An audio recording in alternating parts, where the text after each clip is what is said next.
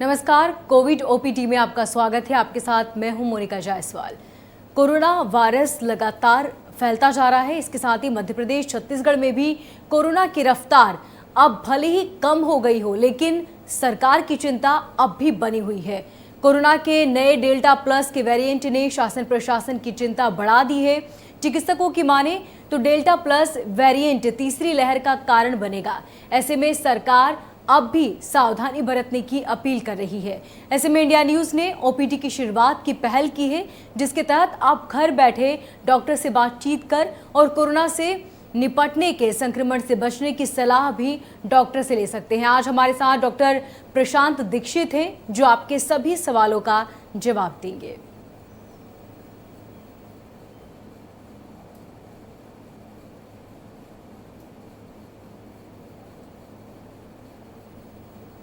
तो आपकी TV screen पर दिए नंबर पर कॉल करके आप डॉक्टर से सलाह ले सकते हैं। इसी के साथ यदि आपके मन में कोई संशय है तो उन सवालों के सभी जवाब देंगे हमारे साथ जुड़े डॉक्टर प्रशांत दीक्षित। आपको बता दें कि तीसरी लहर जारी है और ऐसे में अब तीसरी लहर जो आने वाली है वो बच्चों के लिए खतरनाक बताई जा रही है। ऐसे में घर पर रहकर ही हम बच्चों को किस तरह सुरक्षित रख सकते हैं, खुद को किस तरह सुरक्षित रख सकते हैं, वैक्सीन के क्या कुछ लक्षण हैं और किस तरह कोरोना संक्रमण से बचा जा सकता है, ये सारे सवाल जिनके जवाब देंगे हमारे साथ जुड़े डॉक्टर। और इसके साथ ही आप भी हमसे सवाल कर सकते हैं। डॉक्टर प्रशांत दीक्षित हमारे साथ जुड़े हुए हैं। डॉक्टर प्रशांत, बहुत स्वागत है आपका इंडिया न्यूज मध्य प्रदेश छत्तीसगढ़ में।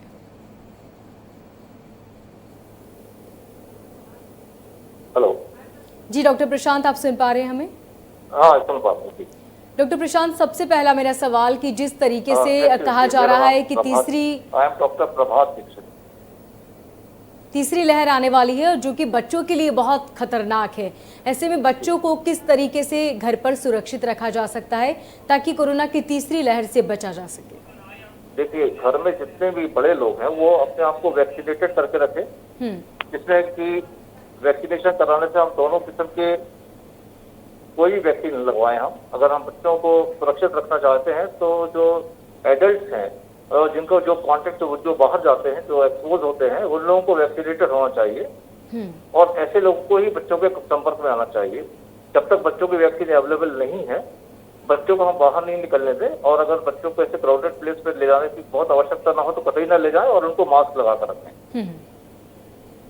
डॉक्टर प्रशांत, इसी के साथ खाने में वो क्या चीज़ें हम इस्तेमाल में लाएं जिससे हमारा इम्यूनिटी लगातार बढ़ता रहे और किसी भी बीमारी से लड़ने की क्षमता भी बढ़ जाए? देखिए, जनरली क्या होता है, अगर हम बच्चों की बात करें तो ग्रोइंग एज में प्रोटीन सप्लीमेंटेशन ज़्यादा जाना चाहिए, जैसे दाल है, प्रोटीन है, एग्स है। और बड़े लोगों को भी एग्स है, बादाम है, फ्रेश फ्रूट्स है, फ्रेश वेजिटेबल्स है, ये सब लेना चाहिए। और नियमित रूप से हमको एक दिनचर्या हमारी ऐसे होना चाहिए जिसमें हमको एक फ्रेश ऑक्सीजन में हम थोड़ा व्यायाम कर सकें, इसी से हमारी इम्यूनिटी बढ़ती है। डॉक्टर प्रशांत, इसी के साथ जो डायबिटीज के मरीज हैं वो कोरोना की दवाई और डायबिटीज की दवाई क्या एक साथ ले सकते हैं? जी बिल्कुल ले सकते हैं। कोरोना की दवाई और डायबिटीज की दवाई साथ साथ ले सकते हैं। वैसे बल्कि हम ये कहेंगे कि इसमें आपको डायबिटीज का प्रॉपर कंट्रोल बहुत जरूरी है। हमको शुगर का नियंत्रण बहुत आवश्यक होता है ताकि हम शुगर अगर हमारी नियंत्रित रहेगी तो हमारे रोग से प्रतिरोधक क्षमता ठीक रहेगी। अगर शुगर बढ़ी रहेगी तो रोग प्रतिरोधक क्षमता हमारी कम हो जाती है। डॉक्टर प्रशांत, इसी के साथ ही ब्लैक फंगस और व्हाइट फंगस के भी मामले लगातार बढ़ते जा रहे हैं, इसके क्या लक्षण हैं और किस तरह से बचाव किया जा सकता है?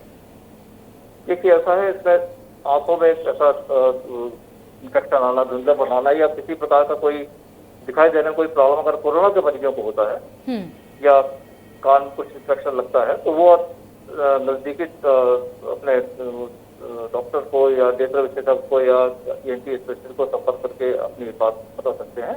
जनरली ये कोविड सीरियस पेशेंट को या एडमिटेड पेशेंट को ही ये लक्षण आते हैं। सामान्यतः सामान्य मरीजों में फंगस की कोई शिकायत नहीं आ रही है।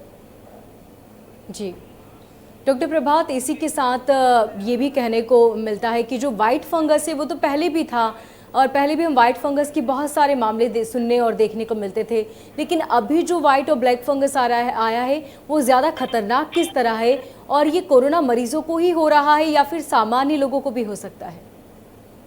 देखिए अभी तो ये कोविड मरीजों को चूंकि इनकी इम्यूनिटी कम हो जाती है और सेकेंडरी इन्फेक्शन के चांसेस ज़्यादा होते हैं, इसलिए फंगस के ज़्यादा चांस केसेस देखने में सामने आए थे।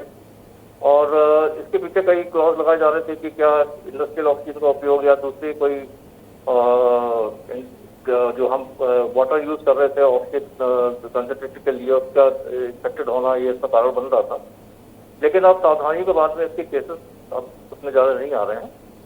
और म्यूकरमाइकोसिस तो पहले से ही प्रिवेल करता था, लेकिन कोविड के संबंध में ओवर यूज ऑफ स्टेरॉइड और ऐसी दवाइयों का प्रयोग अपने मन से करना या ज़्यादा हैवी डोज स्टेरॉइड करने की वजह से ये केसेस कुछ बीच में ज़्यादा आए थे।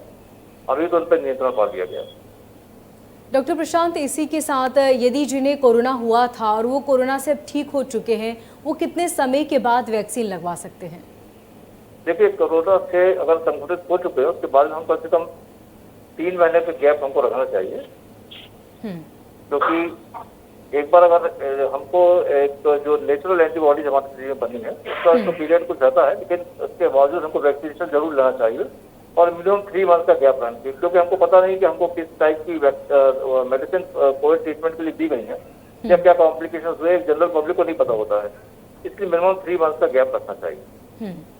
जी डॉक्टर प्रभात, इसी के साथ अक्सर लोगों के अंदर ही सुनने और देखने को मिलता है कि बहुत सारे कंफ्यूजन्स हैं कि आखिर किस तरीके से कितना वक्त, कितना अंतराल लगाया जाए। यदि एक बार आपने वैक्सीन ली है तो दूसरी डोज लेने के वक्त दोनों के बीच में कितना वक्त होना चाहिए? देखिए, ऐसा दोनों हमारे अभी भारतवर्ष में 2 किस्म की वैक्सीन है, कोविशील्ड और कोवैक्सीन है। दोनों के लिए अलग अलग रिकमेंडेशन है। कोवैक्सीन के लिए रिकमेंडेशन है 4 to 6 वीक्स का, और जो वेक्टर वैक्सीन है जैसे कोविशील्ड है उसके लिए जो रिकमेंडेशन है वो अभी उसकी गाइडलाइंस बढ़ा दी गई है, वो 10 से 12 हफ्ते तक भी उसको हम लिया जा सकता है, क्योंकि ये देखने में आया गया है कि जो कोविशील्ड है उसमें अगर ज्यादा गैप देकर अगर वैक्सीन लगाई गई है तो उसमें इम्यूनिटी ज्यादा अच्छी है। इसके अलावा डॉक्टर दीक्षित, यदि हम वैक्सीन लगाते हैं तो क्या हमें कुछ दिनों के लिए अपने खान पान में बदलाव करने चाहिए, और वैक्सीन लगाने के बाद क्या कुछ लक्षण देखने को मिलते हैं?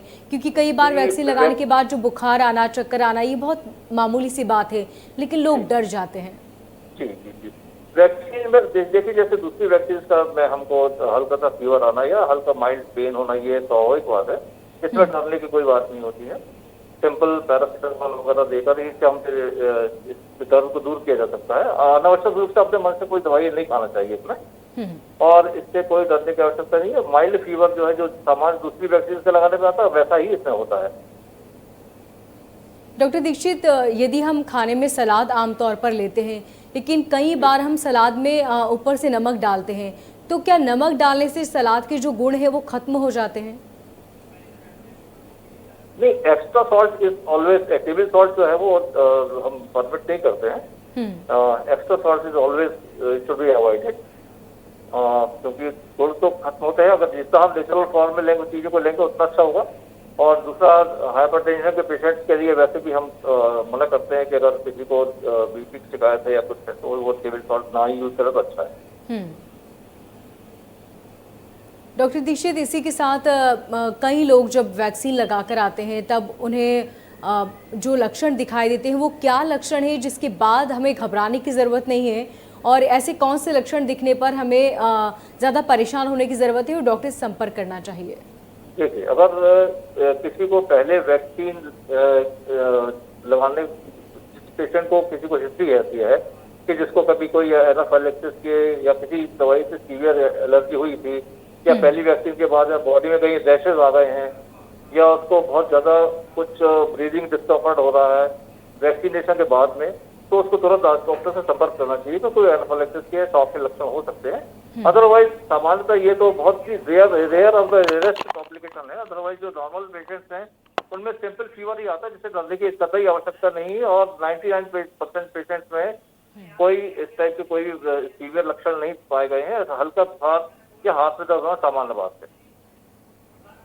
जी डॉक्टर प्रशांत, इसी के साथ ही घर पर रहकर हम क्या चीज़ें ज़्यादा खाएं जिसके बाद हमें जो हमारा इम्यूनिटी है वो स्ट्रांग हो, और क्या चीज़ें वो है जिनका हमें परहेज करना चाहिए? जी, देखिए घर पर रहकर हमको ऐसी चीजें कतई सेवन नहीं करना चाहिए जो कि हमारी हमको मोटापा दे रहे हैं या ओबेसिटी बढ़ा रहे हैं हमारी।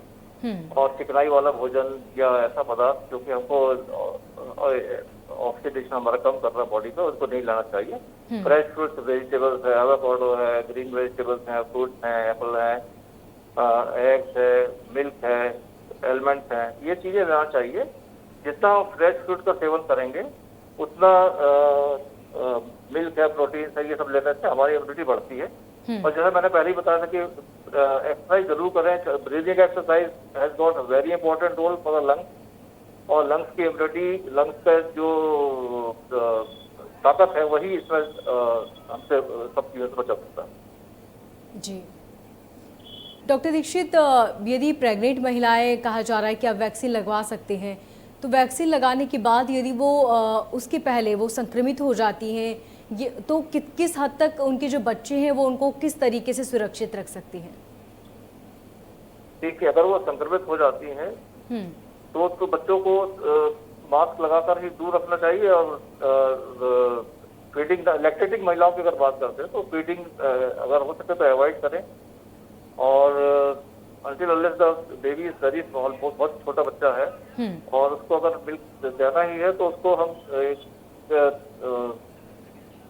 मास्क लगाकर ओपन स्पेस पे जाके मास्क लगा के फीडिंग करा सकते हैं। और उसमें गैप ज्यादा रखें ताकि वो ओवर बाकी वो ऊपर से हम फीड दे सके, ब्रेस्ट फीडिंग कम करा रहा। डॉक्टर दीक्षित, ये भी हमारे आसपास सुनने को मिल रहा है कि यदि आप वैक्सीन लगाते हैं तो वैक्सीन लगाने के तुरंत बाद आप पानी ना पिए, इस बात में कितनी सच्चाई है? नहीं, ये तो गलत है, ऐसा कुछ भी नहीं है। पानी तो आपको नॉर्मल हाइड्रेशन और बॉडी का मेंटेन करके रखना चाहिए। ये गलत फहमी है, नहीं होना चाहिए इस तरह की भ्रांतियां नहीं है। डॉक्टर दीक्षित, इसी के साथ यदि हम वैक्सीन लगाते हैं और उसके बाद कई लोगों को बुखार नहीं आता है तो उन्हें लगता है कि शायद वैक्सीन हमारे बॉडी पर इफेक्ट नहीं करेगी, अब इस बात में कितनी सच्चाई है? इट्स नथिंग लाइक दैट, ऐसा कुछ भी नहीं है। बुखार नहीं आना ऐसा नहीं है कि आपको वैक्सीन असर नहीं कर रही है, और बुखार आने से ही असर किया, ऐसा कुछ नहीं है, ये भ्रांति है। तो सबकी अपनी अपनी बॉडी है, सबकी बॉडी पे अलग, कई बार कुछ लोगों को बुखार आ जाता है। क्या वजह है डॉक्टर दीक्षित की कुछ लोगों को बुखार आता है, कुछ लोगों को नहीं आता है, इसकी क्या वजह है? देखिए, हमारी बॉडी का एक अलग रिस्पॉन्स सिस्टम होता है। हमारा बॉडी का एक अलग इम्यूनिटी रिस्पॉन्स या इन्फ्लेमेटरी रिस्पॉन्स सिस्टम होता है। किसी को अगर टीका लगने की जगह इंड्यूरेटेड हो गई, रेडनेस हो गई, कुछ हो गई तो उसको फीवर आने लगता है। किसी को नहीं आता। अगर हमारी बॉडी के अंदर कुछ ऐसा इम्यूनिटी हमारी अच्छी है, हेल्दी पर्सन है, तो उनको नहीं भी आता फीवर, कुछ जरूरी नहीं होता फीवर आना। डॉक्टर दीक्षित, इसी के साथ कई बार जो बच्चे हैं वो यदि कोरोना से संक्रमित हो जाते हैं तो उन्हें किस तरीके से प्रोटेक्ट किया जाए? क्योंकि जब बड़े हैं तो हम लोगों को बहुत इजीली समझ में आने लगा है अब कि क्या लक्षण है, किस तरीके से होता है। लेकिन वैसे काफी अच्छी होती है कि बच्चों के बारे में हम जो प्रचलित दवाई है, जो है कोविड कोरोना की जो दूसरी दवाई है, वो बच्चों के लिए रिकमेंडेड नहीं की गई है। बच्चों के डॉक्टर की सलाह से माइल्ड एंटीबायोटिक देकर और प्रॉपर हाइड्रेशन मेंटेन करके, पानी की मात्रा बढ़ाकर और उनका न्यूट्रिशन मेंटेन करके बच्चों को इस बीमारी से बहुत जल्दी रिकवर कर जाते हैं। मतलब विदिन 4-5 डेज ही बच्चे जो है नॉर्मल आ जाते हैं। माइल्ड फीवर ही देखा गया है, बच्चों में सीवियरिटी के चांसेस बहुत ही कम होते हैं। डॉक्टर दीक्षित, इसी के साथ यदि हमारे अंदर कोरोना के लक्षण दिखाई देते हैं मरीज में, लेकिन रिजल्ट उसका नेगेटिव आता है, ऐसे में क्या करना चाहिए? रिजल्ट अगर आरटीपीसीआर नेगेटिव आता है, लेकिन हमको ब्लड से सीआरपी वैल्यू पता करते रहना चाहिए, क्योंकि हमारे शरीर का कोविड के लिए इन्फ्लेमेटरी मार्कर है। तो वो हमको गाइडलाइंस देता है कि अगर राइजिंग टाइटर है सीआरपी वैल्यू का तो उसको हम उसके लिए दवाई जरूर लें कोविड की। और माइल्ड लक्षण अगर नहीं है तो ऐसा नहीं कि हम कुछ नहीं करें। अगर आरटीपीसीआर पॉजिटिव नहीं है और हमको माइल्ड लक्षण आ रहे हैं तो भी हम अपने डॉक्टर को दिखाकर अपने से मेडिसिन लें, अपने मन से कोई दवाई न खाएं। जी डॉक्टर दीक्षित, इसी के साथ यदि कोरोना के लक्षण हमारे अंदर दिखाई नहीं देते और रिपोर्ट पॉजिटिव आती है तो क्या उसके बावजूद भी हमें डॉक्टर से संपर्क करना चाहिए और वो सारी मेडिसिन लेनी चाहिए? जी, रिपोर्ट अगर पॉजिटिव आ रही है तो निश्चित रूप से हमको डॉक्टर से संपर्क करना चाहिए और हमको मेडिसिन लेना ही चाहिए, क्योंकि ये हो सकता है कि वो ऐसे फेज में हो कि साइलेंट हो और कुछ बाद में फिर वो हमको रीइन्फेक्ट कर सकते। इसलिए उससे बचने के लिए हमको अपने इम्यूनिटी बूस्टर और जो जो दूसरी एंटीबायोटिक्स है और जो दवाई रिकमेंडेड है वो लेना चाहिए। डॉक्टर दीक्षित, क्या आपके पास अब तक कोई ऐसा केस आया जो इस तरीके का थोड़ा पेचीदा था, जिसमें मरीज के अंदर लक्षण तो दिखाई देते हैं लेकिन उसकी रिपोर्ट नेगेटिव आती है, या फिर कई मरीज ऐसे जिनके अंदर लक्षण दिखाई देते हैं लेकिन रिपोर्ट में पता चलता है कि उन्हें कोरोना नहीं है? ऐसे में इस तरीके का कोई केस आपके सामने आया हो? जी, बहुत सारे अभी ये कोविड पीरियड के दौरान बहुत सारे केसेस ऐसे आए, एक तो नहीं, बहुत सारे केसेस ऐसे आते थे, जैसे कि किसी के आरटीपीसीआर पॉजिटिव है और उसको कोई लक्षण नहीं है, और दूसरे पेशेंट का आरटीपीसीआर नेगेटिव है और उसको सीवियर लक्षण आ रहे हैं। इनफैक्ट एक बड़ा अच्छा एक एग्जाम्पल मेरे पास आया था, एक केस ऐसा आया था जिसमें हस्बैंड को कोरोना नेगेटिव आया था और वाइफ को कोरोना पॉजिटिव आया था, बट वाइफ जो सिम्टम लेस थी और हस्बैंड को सीवियर ब्रीदिंग डिस्कम्फर्ट हो गया।